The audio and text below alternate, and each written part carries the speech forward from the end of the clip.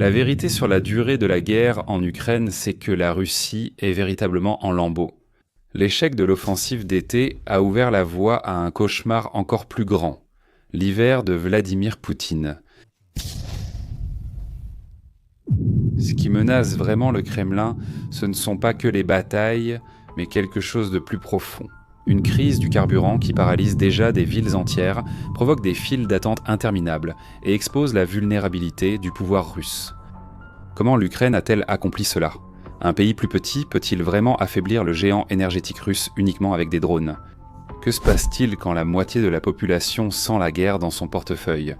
Aujourd'hui, vous allez voir comment des attaques calculées ont détruit des raffineries, des oléoducs et des dépôts de carburant à Volgograd, Saratov, Ryazan et Krasnodar. Vous allez comprendre pourquoi, en septembre 2025, 38% de la capacité de raffinage de la Russie a été paralysée.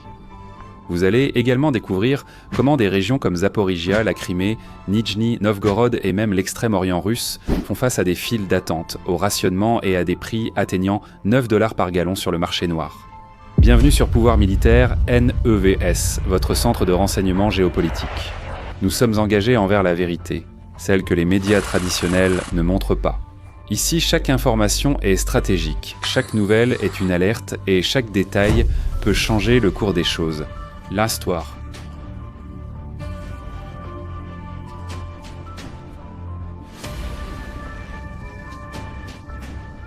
L'Ukraine n'était pas intéressée à attaquer des civils. Sa stratégie a toujours été de frapper la machine de guerre russe à son point le plus vital, le carburant. Alors que Moscou frappait hôpitaux, écoles et quartiers résidentiels, Kiev attaquait des raffineries avec des drones. L'impact a mis du temps à se faire sentir, mais il est désormais indéniable. Stations fermées, exportations suspendues, inflation en hausse et même des bus scolaires à l'arrêt faute d'essence. Pour comprendre l'ampleur de cette crise, rappelez-vous que la Russie est capable de produire plus de 11 millions de barils de pétrole par jour. Cela finance non seulement la guerre, mais aussi le mode de vie de millions de Russes. Pourtant, en juillet 2025, Moscou a été obligé de suspendre les exportations d'essence. La raison officielle était la forte demande estivale, mais les analystes voyaient une autre réalité. Les explosions successives dans les raffineries ont rendu impossible le maintien de la production. L'Institut pour l'étude de la guerre, dans son rapport du 11 septembre, a clairement indiqué que les attaques ukrainiennes n'affectent pas seulement l'armée, mais l'ensemble du marché intérieur russe, faisant grimper les prix et générant une instabilité économique. C'en est la preuve, comme le montrent les déclarations de gouverneurs tels qu'Yevgueni Belitsky de Zaporijia. La preuve en est dans les déclarations de gouverneurs comme Yevgueni Belitsky de Zaporijia. Quelques villes apparaissant sur la carte. À Nijni Novgorod, les autobus scolaires n'ont plus de pétrole. À Krania, la moitié des stations à essence ont fermé. Dans le Caucase, les HTK ont suspendu la vente du pétrole de 92 octanes. À Vanino, dans l'extrême est, les automobilistes forment des files de plusieurs kilomètres à cause de la crainte de pénurie. Cette peur n'est pas infondée car le marché noir a explosé. En septembre, des rapports évoquaient des prix jusqu'à 9 $ le gallon, alors que le salaire moyen russe est d'environ 1 200 $ par mois. Pour beaucoup, faire le plein est devenu aussi cher que la moitié de leurs revenus. Même les statistiques officielles ajustées par le gouvernement révèlent des augmentations de 26% en un en un mois. Des vidéos sur Telegram, malgré la censure, ont montré des incendies dans des raffineries et des colonnes de fumée couvrant le ciel. Les blogueurs militaires, autrefois loyaux au Kremlin, dénoncent maintenant les failles de la défense anti-aérienne et avancent des théories selon lesquelles le gouvernement laisserait exploser des raffineries pour augmenter les prix. La vérité cependant est plus dure. La Russie n'a tout simplement pas assez de défense au Rodo pour abattre tous les drones. Et chaque attaque, même petite, représente des tonnes de pétrole perdues, des stocks endommagés et des millions de dollars qui n'entrent pas dans les caisses de Moscou. Le 25 septembre 2025, le commandant ukrainien Oleksandr Sersky a résumé. Les capacités du complexe militaro-industriel russe ont été réduites de manière significative. Et cela est visible. Selon Igor Sousko, 25% de la capacité de raffinage a déjà été perdue. Pour l'Ukraine et les ces attaques, ils sont plus qu'une stratégie militaire, c'est une forme de guerre psychologique. Parce que sans carburant, même les armées les plus puissantes s'arrêtent.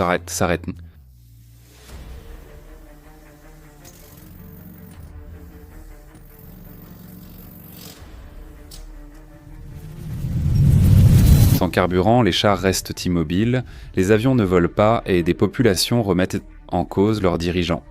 La crise touche plus que l'énergie. Elle affaiblit aussi le récit de Poutine. Des années durant, la propagande d'État a assuré aux Russes donc que l'opération militaire spéciale n'affecterait pas leur vie. Aujourd'hui, avec la flambée des prix, les files d'attente interminables et les restrictions dans les stations-service, même les plus nationalistes commencent à douter. Des blogueurs exigent de nouvelles mesures. Certains réclament pour plus d'armes contre les drones, d'autres proposent une agence pour protéger les raffineries. Au fond, chacun sait que la Russie ne suit pas le rythme de l'Ukraine dans ce jeu asymétrique. Et l'effet final peut être dévastateur. Une population mécontente, une économie sous pression et une armée sans carburant. Ce triple coup menace non seulement la guerre au front, mais aussi la stabilité interne du régime de Poutine. Pendant ce temps, Kiev continue d'accélérer.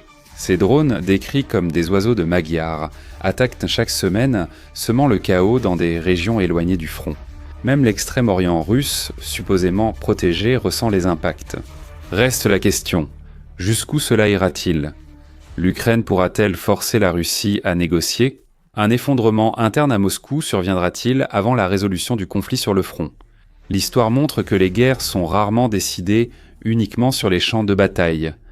Elles sont souvent gagnées par l'effondrement économique et l'épuisement social, et la crise du carburant russe pourrait bien être ce point de bascule. Dans les prochains mois, la tendance est claire. Des files d'attente plus longues, des prix plus élevés et une population de plus en plus impatiente. Pendant ce temps, Poutine fait face non seulement à l'Ukraine, mais aussi au poids de la réalité dans son propre pays. Après tout, comment maintenir le récit de la victoire quand la moitié des stations-service sont fermées et autres ? Comment convaincre les familles que cela vaut la peine si le carburant pour amener les enfants à l'école manque ?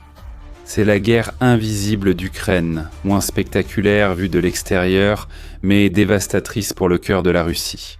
Une guerre qui détruit chars, avions et la confiance du peuple russe envers son dirigeant. Si vous êtes arrivé ici, likez et abonnez-vous à la chaîne. Cela permet d'apporter des analyses plus approfondies et récentes sur la guerre en Ukraine et d'autres conflits mondiaux. Et dites-moi dans les commentaires, pensez-vous que cette crise pourrait être le début de la fin pour Poutine ?